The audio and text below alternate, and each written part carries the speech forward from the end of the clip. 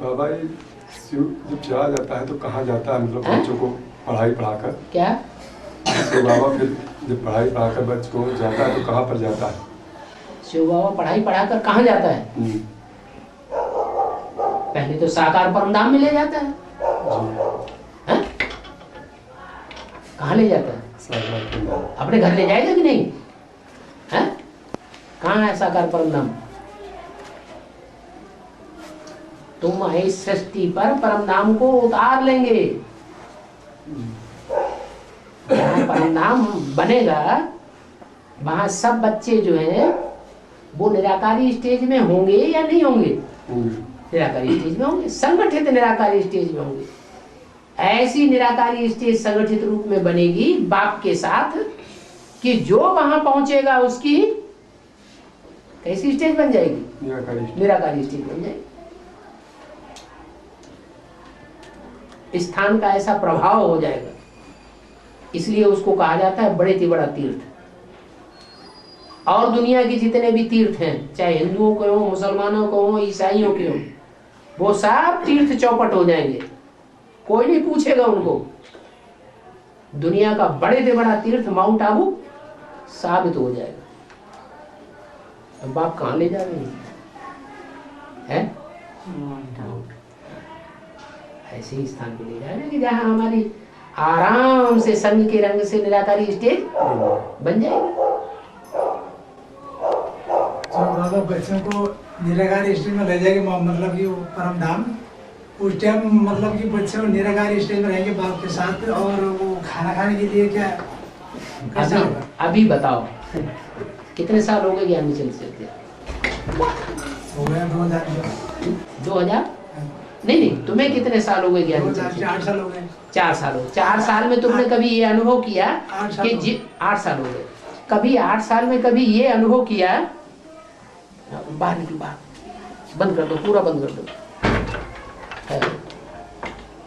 8 साल में कभी ये अनुभव किया, सच्ची सच्ची बताना, कि जिन दिनों ज्यादा अच्छी याद रहती है, बहुत खुशी रहती है, उन दोनों भूख प्यास कम हो जाती रही या बढ़ जाती रही? कम होती। तो ऐसी ही स्टेज बन जाएगी कि देह से कनेक्शन आत्मा का टूट जाएगा। जब तक देह है तब तक भूख प्यास है, पेट है तो भूख लगती है। जब पेट का लगाव भी नहीं रहेगा तो भूख प्यास भी नहीं लगेगी।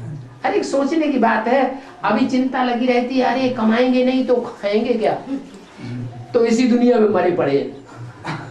नहीं तो बाबा ने तो कह दिया है कि माउंट आबू ही एक ऐसा पहाड़ है जो आखिरी विनाश तक डटा रहेगा। तो वहां जाके मड़िया डाल के रहने लगे, क्यों नहीं रहते? क्योंकि पेट की चिंता लगी हुई है। हालांकि वो चिंता भी बाबा ने हल कर दी।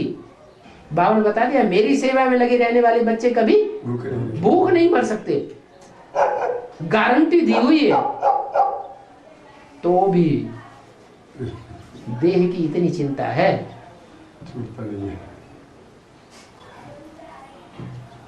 ये विकारी देह जब तक इससे आत्मा चिपकी हुई है, लगाव है, अटैचमेंट है, तब तक भूख लग रही है। जब अटैचमेंट खत्म होगा भूख ही उड़ जाएगी, खुशी जैसी खुराक नहीं तो ये बात, ये पॉइंट झूठा साबित कर दो कि बाबा ने ये झूठा कहा है, खुशी जैसी खुराक नहीं। इतनी खुशी में सराबोर रहेंगे कि भूख का पता ही नहीं लगेगा, भूख प्यास खत्म, शरीर भी स्वस्थ रहेगा। शरीर भी स्वस्थ रहेगा। एक तत्व में 5 तत्व मौजूद होते हैं। क्या मिट्टी है, इतनी मिट्टी लो, उसमें वायु भरी हुई है कि नहीं भरी हुई है? उसमें आकाश है या नहीं है? उस मिट्टी में थोड़ा बहुत पानी है या नहीं है? उस मिट्टी में आग है या नहीं है? हर एक तत्व में एक तत्व दूसरे तत्व से मिक्स हुआ पड़ा है।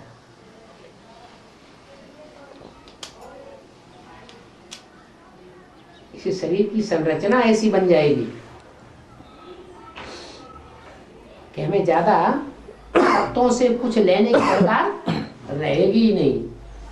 प्रकृति तामसी बनती रहे तो बनती रहे, दुनिया वालों के लिए बनेगी। जिनका अटैचमेंट आत्मा में शरीर में है ही नहीं, 5 तत्वों में अटैचमेंट ही नहीं है, उनका प्रकृति कुछ भी नहीं बिगाड़ेगी, बिगाड़ ही नहीं सकेगी।